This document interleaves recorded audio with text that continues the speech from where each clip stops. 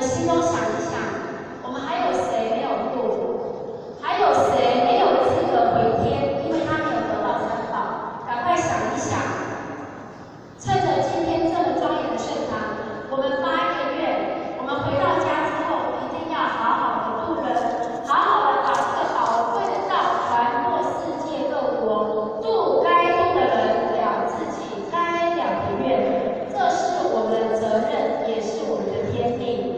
不要再糊涂了。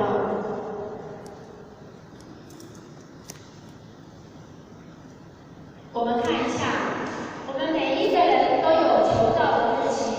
观世菩萨有3个重要的日期，一个是观世菩萨的圣诞，第2个是观世菩萨求道的日期，第3个是观世音菩萨成道的日期。我们一样，没有这3个日期。